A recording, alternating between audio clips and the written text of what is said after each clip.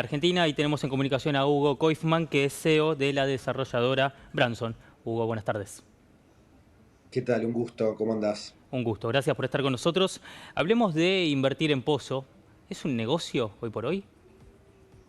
Sí, es un negocio, siempre lo ha sido, y yo creo que en Argentina es una de las pocas maneras que tienen los inversores para poder disponer de sus ahorros e invertirlos en el mundo inmobiliario, y también es la línea de crédito que tiene el desarrollador o el constructor para poder construir, por lo cual es una situación de sinergia entre el inversor y el constructor. Hoy en día hablan de que invertir en ladrillos es una excelente oportunidad, más que nada porque es una muy buena manera de dolarizarse Ujú, sin tener que comprar dólares en el mercado paralelo. ujú. Para el inversor, ¿qué ahorro representa? Si se puede poner, por supuesto, un porcentaje. Mira, es una buena pregunta. Todo depende del momento y de la persona. Eh, Históricamente, el argentino es muy del ladrillo. Le gusta la inversión en ladrillo porque es una inversión segura. En el día de hoy, en la actualidad, la mayoría de los inversores son empresarios o asalariados o directores de empresas que tienen un resto de su salario o de sus ingresos del negocio que lo destinan a comprar inmuebles en su mayoría. El formato de inversión siempre son en cuotas, entonces son cuotas en pesos ajustados por la Cámara de la Construcción, por lo cual siempre se trata de armar como un plan de cuotas para que dicho inversor le venga bien de acuerdo a su flujo. Va a depender de vuelta mucho de la persona y de la capacidad de ingreso que tenga. Ujú. Pero a lo que apuntaba mi pregunta respecto de ese ahorro, digamos, tiene que ver con esto. Primero, la posibilidad de financiación, por ejemplo, y segundo, cuánto sale, por ejemplo, un dos ambientes a estrenar y un dos ambientes que está en Pozo, por supuesto, y que va a estar disponible dentro de X cantidad de meses. ¿Cuál es esa diferencia a la que el inversor le sacaría una ventaja? Ok, perdón por Sí, no, por no, la no, está confusión. perfecto. No me expresé tan bien. Eh, el emprendimiento en Pozo, como cualquier inversión, es muy variado de acuerdo a su ubicación. Por lo cual hay proyectos que precisan más de la afinación de Pozo y hay proyectos que lo necesitan un poquito menos.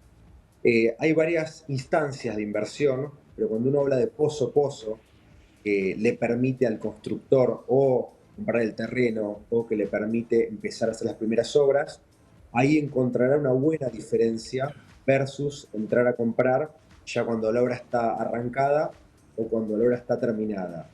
En los últimos proyectos residenciales que hemos hecho, la diferencia entre comprar un pozo y terminado, la diferencia ha sido bastante grande, porque en los últimos meses el departamento terminado, en proyectos buenos, en buenas ubicaciones, o no sé llamarlo bueno, pero zonas que están más consolidadas, Sí.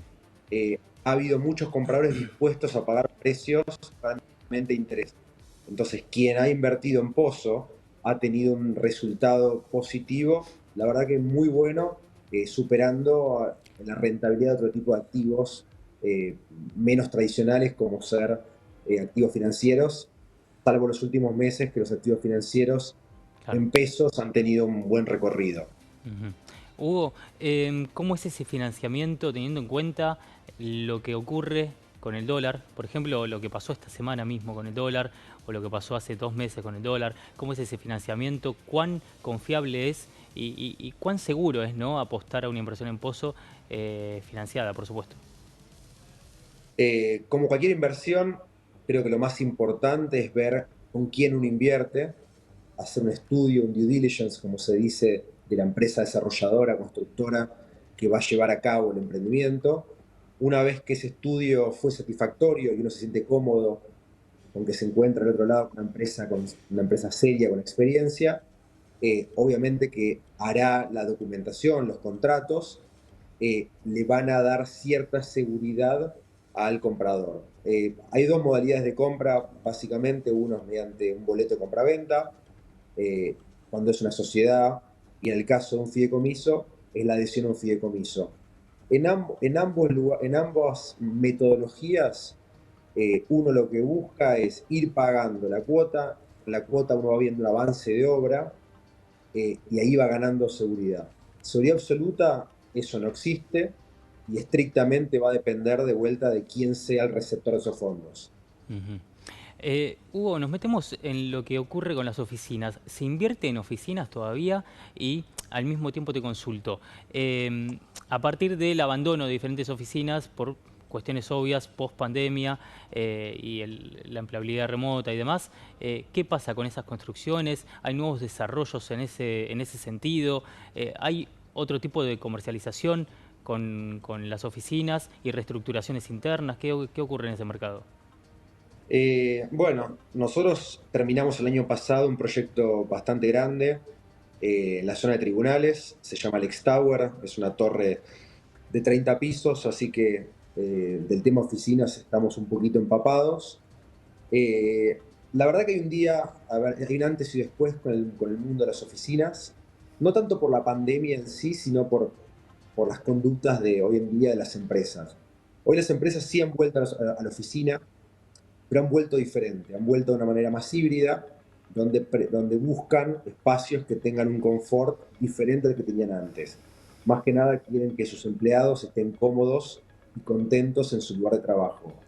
Y teniendo en cuenta eso, está habiendo bastante actividad en el mercado de oficinas, siempre y cuando sean oficinas de primer nivel, como se llaman AA o AAA. Las oficinas de menos categoría están un poco más sufridas. Ay, se nos cortó con Hugo. A ver ahora, Hugo. Sí, acá estoy. Ahora sí, ahora sí. Hablabas de Eh, las oficinas categoría A y algunas de claro, menor nivel. las de menor nivel son las que se ven más complicadas. Y hoy en día hay una gran oportunidad para el comprador o para el inquilino, yo diría más. Estamos teniendo algunos problemas con Hugo en la conectividad. A ver si lo estabilizamos y Sí, continuamos con la perdón, entrevista. A ver, Hugo. Sí, acá estoy. vamos de vuelta. Hoy una gran oportunidad, más que nada se da por el tema de tipo de cambio.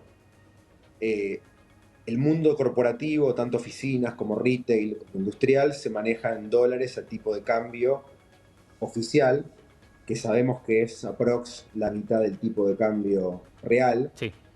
Entonces, para muchas compañías le ha sido una posibilidad todo toda esta situación macroeconómica y les ha permitido mudarse de oficinas de capaz menos categorías, oficinas de mayor categoría,